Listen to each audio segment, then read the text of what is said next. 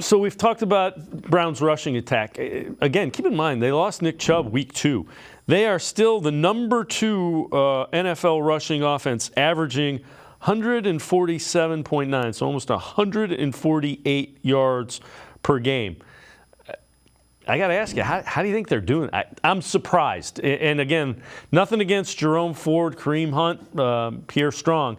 How are they doing that?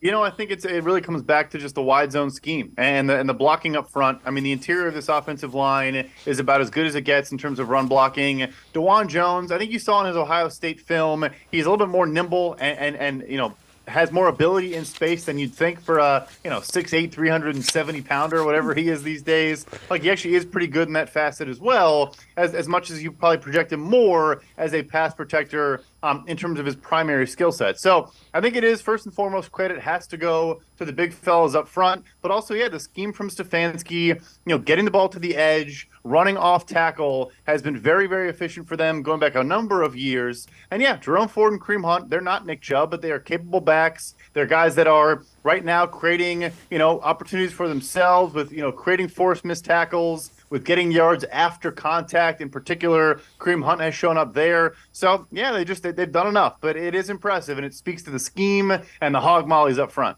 All right, let's head back to the voicemail of Truth and Reason. Hi, my name is Steve. I'm a member of the Southern New England Browns Packers Club, and I wanted to comment that Kareem Hunt is like the Tasmanian devil. He gets out there, he rocks it, he's a lean, mean running back machine. As always, appreciate all the voicemails. He has certainly run more effectively this year than he did a season ago. No, there's no question about it. Obviously, a down year last year after some great production in early years. I mentioned the yards after the contact, 2.5 yards after contact per attempt is a pretty strong number. He's getting hit in the backfield a decent amount, frankly, more than you would like to see, but he's been able to overcome that so far. Forcing fewer missed tackles, but I think that will come in time. But the 1-2 punch is key as well. I think they were smart to, obviously you trade for Pierre Strong right before the season begins. I think they do have a lot of faith in Jerome Ford, but keeping both guys' legs fresh and not letting anyone have 25 carries and more so 15 a game, I think is a huge component of this as well.